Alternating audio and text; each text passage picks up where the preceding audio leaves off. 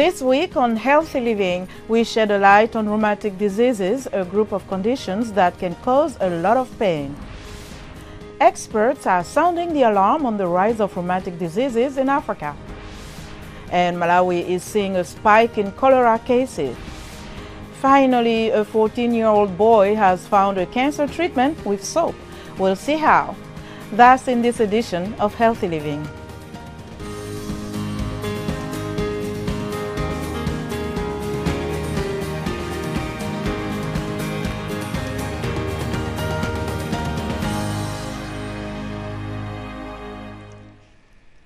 Hello, I'm Linor Moudou. Thank you for joining us for another episode of Healthy Living. It's a pervasive health challenge that quietly affects millions of people worldwide and can cause a lot of pain.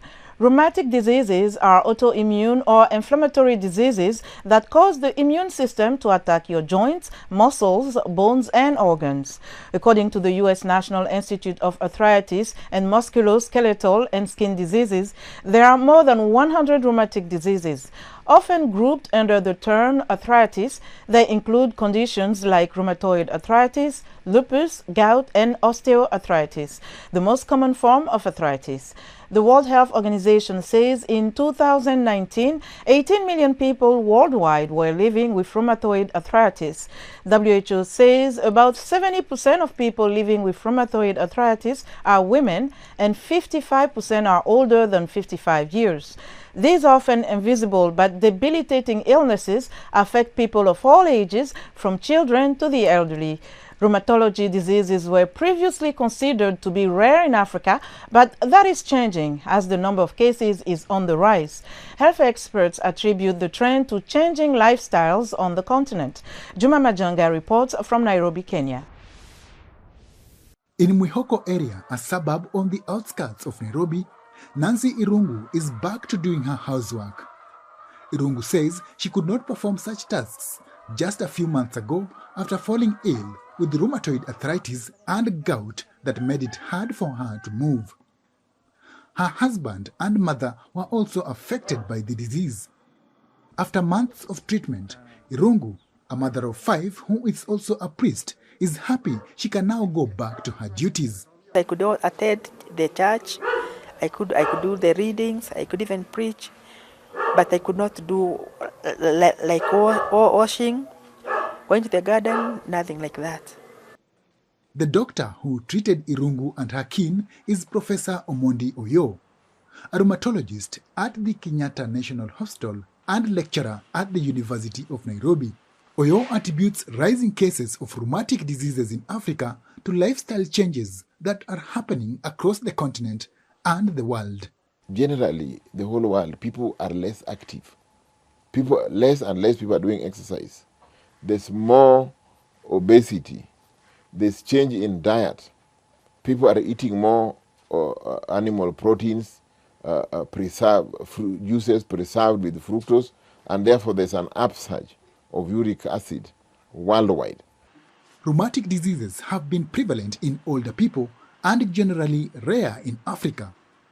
Experts say that trend is changing as the cases are not only increasing but also affecting young people, posing a health challenge. Gout is associated with hypertension and also with high cholesterol and diabetes. So they tend to come together, especially in obese people. And the problem with this combination is that they can damage your kidney, can damage the blood vessels in the heart and predispose you to heart attack, and can predispose you to stroke. Treating rheumatic diseases can be expensive, but Oyo says in most cases, avoiding it is as easy as making 2 simple lifestyle changes. People should be more physically active, and that will help in reducing the prevalence of hypertension, the prevalence of gout, and the prevalence of diabetes. Those are things which work together and also help to reduce cholesterol in the blood. And number 2 is diet. People should pay more attention to diet. Kenyans are known for their love for roasted meat, popular as nyama choma in Swahili. And as Christmas festivities approach, health experts say a little moderation can go a long way towards avoiding long-term healthcare challenges later.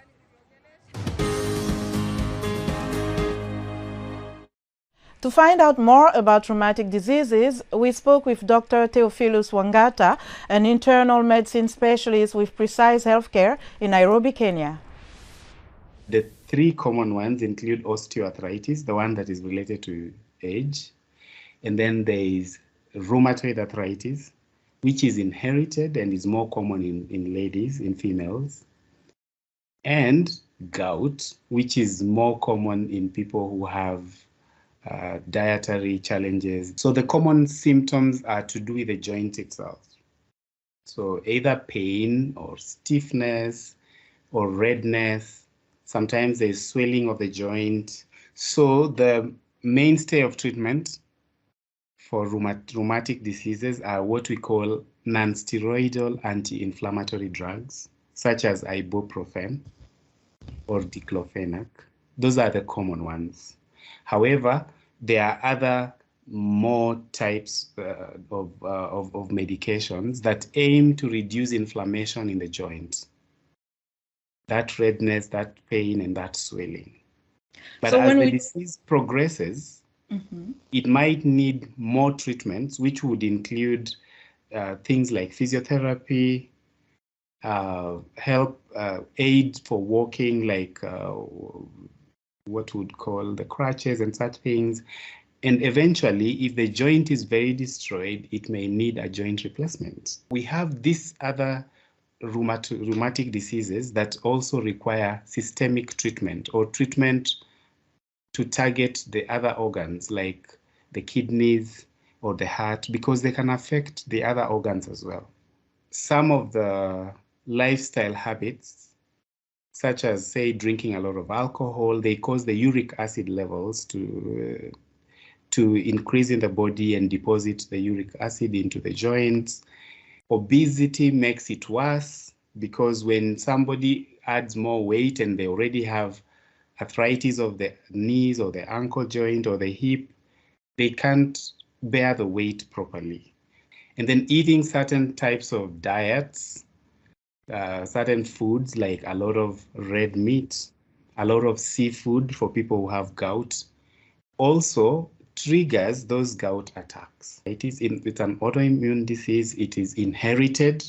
So if you had your relative, especially your immediate parents, having rheumatoid arthritis, one of them, there's that possibility that you'll get rheumatoid arthritis. The good thing is that you can actually check before the joints start getting destroyed and know that you will have rheumatoid arthritis. My final message regarding issues of arthritis is visit your physician, get the proper guidance. Don't go to the pharmacies for over-the-counter medications just because you're in pain, because that pain may not respond well to just the medicine. Probably the joint is being destroyed and you need more treatments from a rheumatologist or a physician. Also, for those who already have been diagnosed with arthritis, they need to seek proper counseling from their nutritionist and from their physician so as to know how best to live through it. Malawi is seeing a spike in cholera cases, this just 2 months after the government lifted a public health emergency declaration that had been in place since early 2022. Chimwemwe Patata has this story from Lilongwe, Malawi. 2 months after Malawi's Ministry of Health declared cholera no longer a national public health emergency, the country is seeing an upsurge of cholera cases.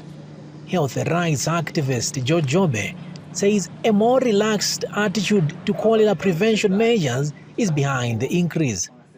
After the cases went low and the people stopped dying, and the Minister of Health communicated that cholera was no longer a public threat, at that point, indeed, we have seen people relaxing.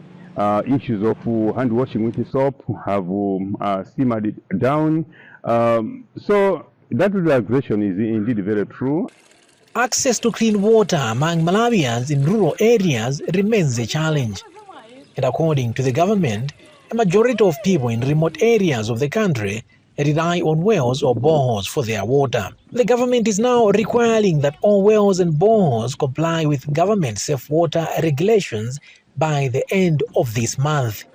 Masozi Kasambara from Malawi's National Water Resource Authority says these water sources are often contaminated. Of the 44 boreholes that we sampled, 33 of the same, which represents 75% of the sampled boreholes, had its water biologically contaminated. The new regulation is frustrating to people like Gloria Water from Chimpumbulu village in Lilongwe, who says it is costly and does not give them enough time to comply. We depend on this groundwater. This is not realistic as most houses cannot afford annual subscriptions for the boreholes. We ask the government to withdraw the ultimatum. Malawi's Ministry of Health has since launched a new cholera prevention campaign in October to contain further spread of the disease, which is most prevalent in the rainy season, running from November to April. Cholera campaign aimed at preventing the similar situation, and apart from that, we are making sure that we are upping the game.